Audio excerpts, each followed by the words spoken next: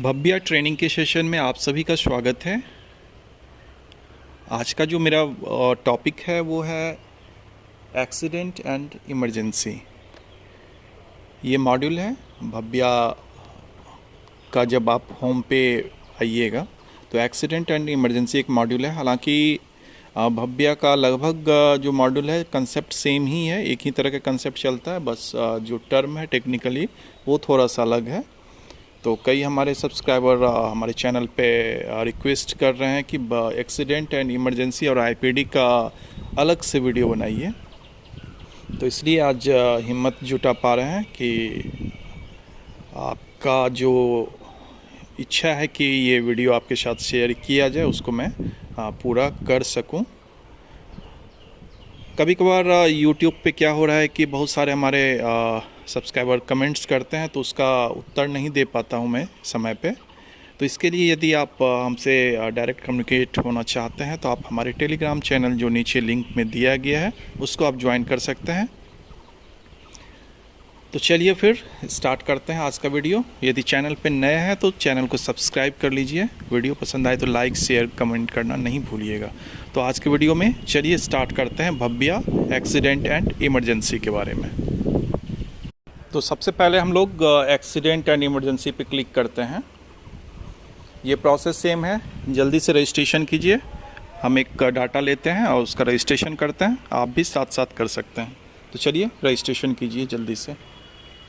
तो यहाँ पे हमने एक डाटा लिया, पेशेंट का नाम, एज, जेंडर, ये सारा कंपलसरी था। हमने रजिस्ट्रेशन कर रहा हूँ मैं यहाँ पे। A&E टाइप यहाँ पे आपका आएगा। तो यहाँ पे आप यदि एक्सीडेंट इमरजेंसी कंसल्टेशन का केस है तो वो सेलेक्ट कर लीजिए। यदि detention and observation for adult का केस है तो आप वो सेलेक्ट कर सकते हैं। तो अभी एक्सीडेंट एंड इमरजेंसी कंसल्टेशन कर लेते हैं। डॉक्टर का नाम आपका सेलेक्ट कर लीजिएगा। यदि MLC का केस है, MLC के बारे में भी हम बता चुके हैं पहले के वीडियो में, तो आप यहाँ पे टिक कर सकते हैं।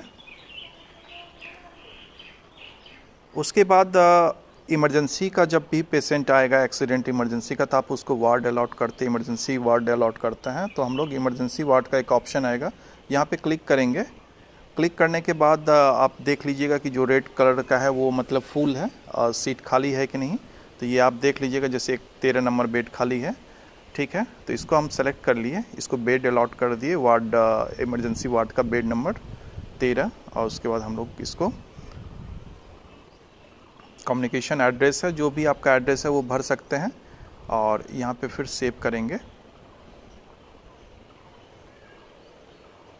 सेव करने के बाद इनका प्रिस्क्रिप्शन जनरेट हो जाएगा। प्रिस्क्रिप्शन अभी प्रिंट नहीं करना है, ठीक है। तो चलिए फिर इतना कर लिए रजिस्ट्रेशन।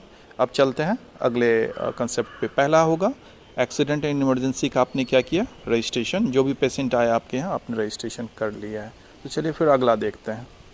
इसके बाद हम लोग होम पे चले जाएंगे। होम पे हमने एक्सीडेंट इमरजेंसी रजिस्ट्रेशन कर लिया। अब चलते हैं एक्सीडेंट एंड इमरजेंसी क्यू में। जैसे ही हमने क्यू में गया तो यहाँ पे हम देख रहे हैं कि पेशेंट का जो है वो रजिस्ट्रेशन हो चुका है, ठीक है। और स्टेटस जो है वो अंडर ऑब्जर्वेशन में दिखा रहा है ना। एक्सीडेंट एंड इमरजेंसी क्यू में ये डाटा दिख रहा है। तो एक्सीडेंट एंड इमरजेंसी क्यू में आपने देख लिया।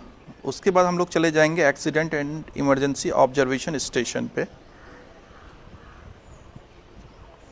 यहाँ पे देखिए वार्ड आप अनअसाइंड वाला भी होगा और आपने क्या किया, इमरजेंसी वार्ड में असाइन किया है।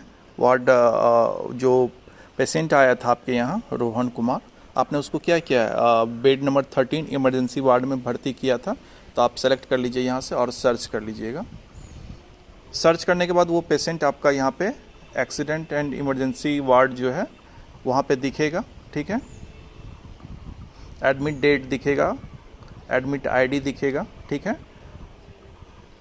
यहाँ पे आप वाइटल्स का है, वाइटल्स ले लीजिए। वाइटल्स के बारे में हम सारा चीज़ बता चुके हैं। वाइटल्स में आप height, weight, BMI, temperature, pulse, BP, SpO2, BSF, RBS, ये सारा जो ब्लड शुगर फास्टिंग टेस्ट है ये सारा चीज़ आप भर के सेव कर सकते हैं। जैसे एक एग्ज़ाम्पल में यहाँ पे हम सिर्फ भर देते हैं कि इसका वेट जो है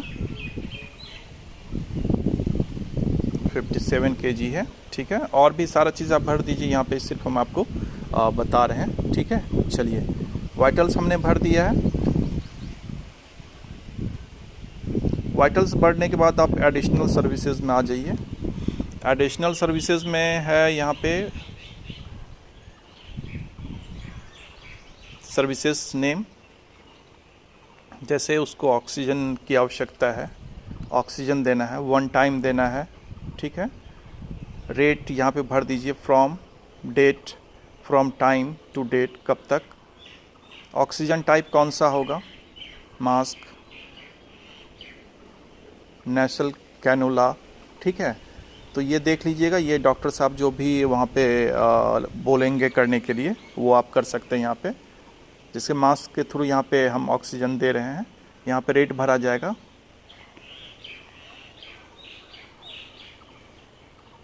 from date, time, date optional है यहाँ पे, टाइम भी ऑप्शनल है। उसके बाद यदि एडिशनल कुछ सर्विसेज को ऐड करना है तो ऐड एडिशनल सर्विसेज को भी आप ऐड कर सकते हैं। जैसे एक हमने भर दिया यहाँ पे मास्क यानी कि ऑक्सीजन के थ्रू ऑक्सीजन। फिर यदि और भी कोई सर्विसेज है, जैसे मान लीजिए कि वेंटिलेटर पे भी रखने की आवश्यकता है, तो वेंटिलेटर को आप यहाँ पे ऐड कर सकते हैं। मतलब कि एक से ज़्यादा सर्विसेज को आप ऐड कर सकते हैं इमरजेंसी पेशेंट के साथ, ठीक है। यानी कि डॉक्टर साहब जो भी कंडीशन प्रिस्क्राइब करेंगे कि पेशेंट का कंडीशन क्या है, उसके अनुसार आप सर्विस। उसके बाद जो है वो है आपका प्रिस्क्रिप्शंस का है। तो प्रिस्क्रिप्शंस का जो भी डॉक्टर ओपीडी क्यू का कंसेप्ट था वही है आपका, कि प्रिस्क्रिप्शंस में यहाँ पे जो भी मेडिसिन चलेगा आप वहाँ इसको सर्च कर सकते हैं। करने के लिए आपको वो कीवर्ड, जैसे यहाँ की कोई इंजेक्शन हमको देना है तो यहाँ पे आप सेलेक्ट कर सकते हैं कोई भी इंजेक्शन, ठीक है। ये सारा चीज़ यहाँ पे आ जाएगा ऑटोमेटिक आपको सेलेक्ट करने पे। बहुत सारा टेम्पलेट भी यहाँ पे रहता है बना हुआ, जैसे एक्सीडेंट एंड इमरजेंसी का यदि टेम्पलेट बना हुआ होगा तो वो आपका यहाँ पे आ जाएगा। थोड़ा सा टाइम देना पड़ेगा, ठीक है। आप सर्च कर लीजिएगा। टेम्पलेट करने का मतलब हो गया कि वो टेम्पलेट ऑलरेडी बना हुआ है, सारा मेडिसिन उसके अंदर पहले से प्रिस्क्राइब किया हुआ वो यहाँ पे। ये चूँकि ट्रेनिंग मॉड्यूल में हम बता रहे हैं तो इसलिए सारा चीज़ आपको यहाँ पे नहीं आएगा। तो हमने यहाँ क्या किया, इसको प्रिस्क्रिप्शंस हिस्ट्री में इसको करके सेव कर दिया, ठीक है। सेव करने के बाद हम लोग आगे बढ़ते हैं।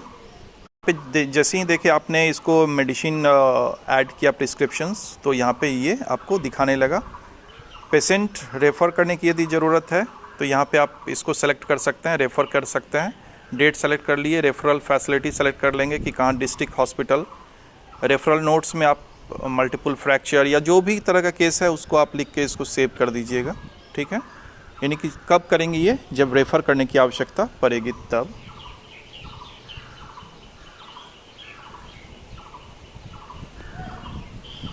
पेशेंट यदि डेड है, एक्सीडेंट में कभी कभार क्या होता है कि आपका पेशेंट जो है वो डेड ही या तो आपके हॉस्पिटल में उसको डेड लाया जाता है और नहीं तो यहाँ आके अंडर ऑब्जर्वेशन वो डेथ करता है। तो यदि ब्राउड डेट पे टिक कीजिएगा तो समझा जाएगा कि वो उसको जो लाया गया पेशेंट को वो डेथ हो चुका था पेशेंट का, ठीक है। और यदि आप डेड अंडर ऑब्जर्वेशन पे क्लिक कीजिएगा, इसका मतलब ये हो गया कि पेशेंट आपके यहाँ एडमिट हो चुका था और एडमिट होने के बाद उसकी डेथ हुई थी।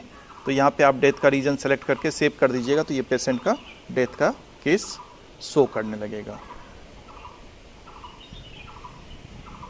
यदि आपको लगता है कि इसको इंडोर में भेजने की आवश्यकता है तो आप इसको, अभी वो कहाँ पे है पेशेंट, इमरजेंसी वार्ड में है, एक्सीडेंट एंड इमरजेंसी वार्ड जो था वहाँ पे है, ठीक है। तो अब यदि वहाँ पे उसका ट्रीटमेंट सारा प्रोसेस हो गया और अब लगता है कि इसको आईपीडी में 2-3 दिन तक रखने की आवश्यकता है, तो हम लोग इस पेशेंट को क्या करेंगे, ट्रांसफ़र करेंगे कहाँ पे, आईपीडी में। और आईपीडी में ट्रांसफ़र करने के लिए आपको इसको कहाँ पे भेजना है, जैसे एईएस वार्ड है, एएनसी वार्ड है, डायलिसिस वार्ड है, डे ऑब्जर्वेशन वार्ड है।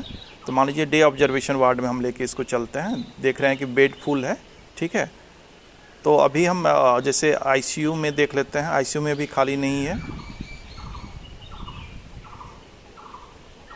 तो ये एक्चुअली चूँकि ट्रेनिंग मॉड्यूल है, हर लोग इस पे ये कर रहा है, तो आपको जिस वार्ड में इनको भेजने की आवश्यकता है उस वार्ड में इसको सेलेक्ट कर लीजिए और बेड अलॉट करके, जैसे मान लीजिए कि एक हम एग्जांपल सिर्फ आपको दे रहे हैं, क्योंकि ये आपका केस था एक्सीडेंट एंड इमरजेंसी का, तो इसको कहाँ कहाँ रख सकते थे, डे ऑब्जर्वेशन वार्ड में भी रखना था। यदि यहाँ देखिए इमरजेंसी वार्ड एक खाली है मेरा, इसको बेड नंबर 8 हम जो है अलॉट कर दिए। ठीक है, वार्ड सिलेक्शन कर लिए, अब आगे चलेंगे। इसके बाद इसका एडमिशन का प्रोसेस होगा कि ये जो आप पेशेंट का, आप मेरा पिछला वीडियो देखिएगा, एक हमने बनाया था MCH में कि कैसे पेशेंट को हम लोग एडमिट करते हैं और कैसे फिर ट्रांसफ़र करते हैं IPD में, वहाँ का भी आप देखिएगा, तो हम हर चीज़ को जो है क्लियर करके बताए हैं। तो यहाँ पे आप देख लीजिएगा कि एडमिट डेट कौन सा है, एडमिट टाइम कौन सा है, अंडर केस ऑफ डॉक्टर, कौन से डॉक्टर के अंडर की एक केस है। ठीक है, कौन से वार्ड में इसको ये करना है, एक्सीडेंटल इमरजेंसी डे ऑब्जर्वेशन में रखना है, चीफ कंप्लेंट ऐड कर देना है। एडिशनल नोट्स कोई भी है तो डॉक्टर साहब वहाँ पे लिख सकते हैं, क्योंकि ये सारा चीज़ डॉक्टर साहब को करना है। ठीक है, तो ये आपका प्रोसेस हो जाएगा कि कैसे हम लोग उस पेशेंट को, हम डिस्क्रिप्शंस में उस वीडियो का लिंक भी डाल दे रहे हैं MCH वाले का, वो हमने बड़ी डिटेल में अच्छे से बताया इस चीज़ को, और चूँकि फिर यहाँ पे हम बताएंगे तो फिर ये वीडियो बहुत ज़्यादा ही लंबा हो जाएगा। तो आप यहाँ पे उसको IPD में कन्वर्ट कर सकते हैं उस पेशेंट को, और इसके लिए हमारा वीडियो आप MCH का हम लिंक डाल दे रहे हैं डिस्क्रिप्शन में, आप एक बार देख लीजिएगा कि कैसे इस पेशेंट को हम लोग एडमिट करेंगे और कैसे इसको डिस्चार्ज करेंगे। ठीक है, तो आपने accident and emergency observation station वाला देख लिए। अब चलते हैं हम लोग accident and emergency referred patient Q में। यहाँ पे जिस पेशेंट को हमने रेफर्ड किया था, जिससे हमने अपने पेशेंट को रेफर किया था मल्टीपल फ्रैक्चर के कारण, तो उसको वो आपका रेफर्ड यहाँ पे शो करने लगेगा। यहाँ पे आप देख सकते हैं कि कितने को आपने रेफर्ड किया है, यहाँ ज़्यादा कुछ नहीं है। जो भी करना था वो एक्सीडेंट एंड इमरजेंसी ऑब्जर्वेशन में करना था। फिर से हम लोग बैक चलते हैं। यहाँ पे एक्सीडेंट एंड डेथ पेशेंट का क्यू आएगा। यदि कोई भी पेशेंट को आपने डेथ कर दिया है, जो भी पेशेंट था ब्राउड डेथ कर दिया था और या फिर अंडर ऑब्जर्वेशन डेथ दिखाया था, तो वो पेशेंट का लाइन लिस्ट यहाँ पे दिखेगा। इसमें भी कुछ आपको नहीं करना है। Accident and discharge patient Q में चलते हैं। यहाँ पे आपका जिस पेशेंट को आप डिस्चार्ज कीजिएगा, ठीक है, वो आपका यहाँ पे शो करेगा। तो डिस्चार्ज के लिए हम आपको अलग से वीडियो शेयर कर देंगे कि कैसे हम लोग पेशेंट को डिस्चार्ज कर सकते हैं। ठीक है,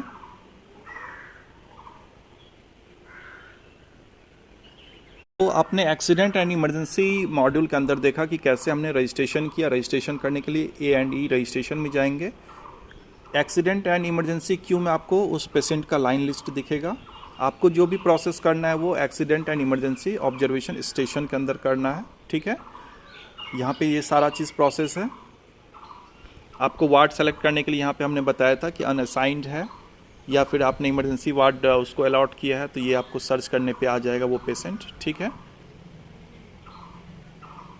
accident and referred patient Q में हमने बताया यदि आप एक्सीडेंट एंड ऑब्जर्वेशन स्टेशन में उस पेशेंट को रेफर्ड किए होंगे तो वो आपका रेफर्ड पेशेंट क्यू में आ जाएगा।